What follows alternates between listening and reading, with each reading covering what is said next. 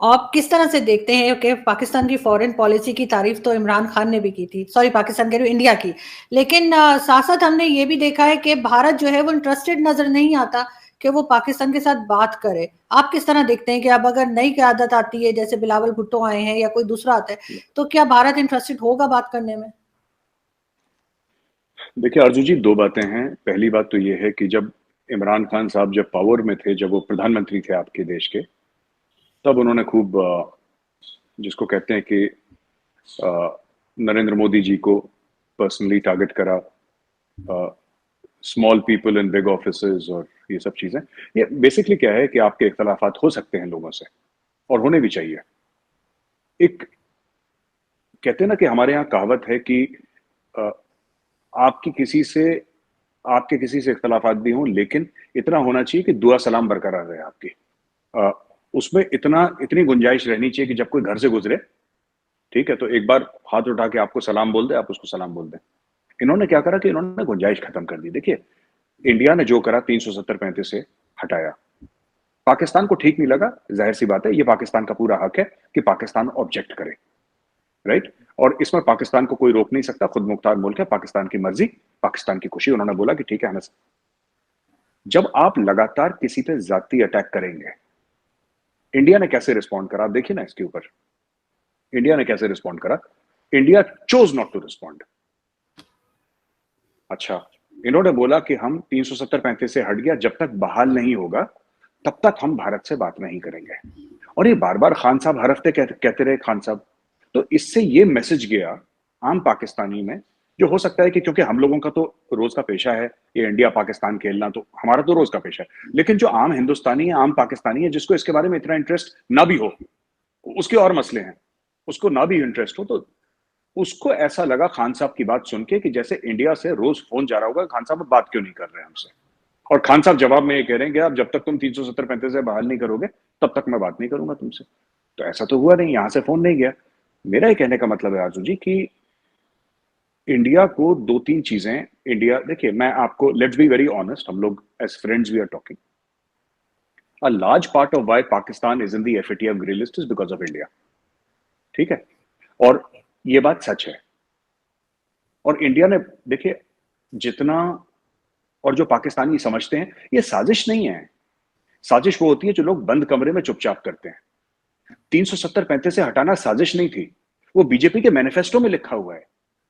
तो अगर मैं अनाउंस करके कोई, मैं कह रहा हूं कि मैं जब पावर में आऊंगा तो मैं 370-35 से हटाऊंगा, और मैं पावर में आया, मैंने हटा दी, इसमें साजिश कैसी है? ये तो कह के कर रहा हूं मैं। साजिश होती है जब पीठ में आप किसी के छुरा घूमते हैं, वो साजिश है। आप सरप्टिशियसली कोई काम करें, ये तो सामने हुआ जो भी हुआ। और सामने बीजेपी डे वन से कह रही है। अच्छा, हमें फौज में सिखाया गया कि किसी भी चीज को करने के लिए दो चीजें जरूरी हैं, इंटेंट और कैपेबिलिटी। बीजेपी का इंटेंट हर समय था, बीजेपी की कैपेबिलिटी नहीं थी। इंटेंट हर समय था।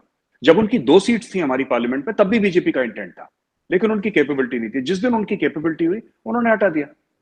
तो लगातार उनके मैनिफेस्टोज में, तो ये कहना कि साजिश थी, कोई साजिश नहीं है इसमें, ये कह रहे हैं और उन्होंने करा है। अब आपने बोला कि ये कब इंडिया पाकिस्तान के बीच में बात, मैं बता रहा हूँ, ट्रस्ट डेफिसिट बहुत ज्यादा है। मैंने आप ही की शो में डिस्कस करा था अर्जुन जी। अब देखिए, होनी तो चाहिए बात, राइट। और लोग आपस में, लोग कहेंगे कि कब हम भाइयों की तरह रहेंगे, या कब हम प्यार मोहब्बत की बातें, हम लोग अगर तमीज से बात कर लें एक दूसरे से, ये बहुत बड़ी बात है।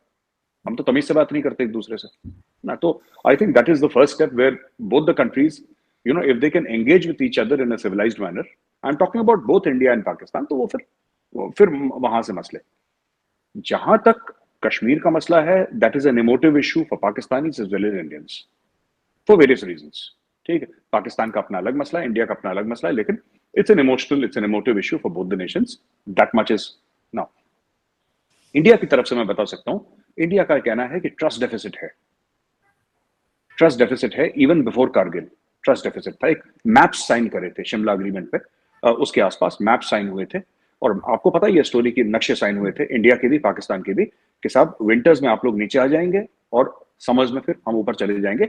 दोनों मुल्कों के डीजीएमओ आपस में बातचीत करेंगे फोन पे, सिग्नल होगा नीचे आएंगे, फिर सिग्नल होगा वापस ऊपर चढ़ जाएंगे।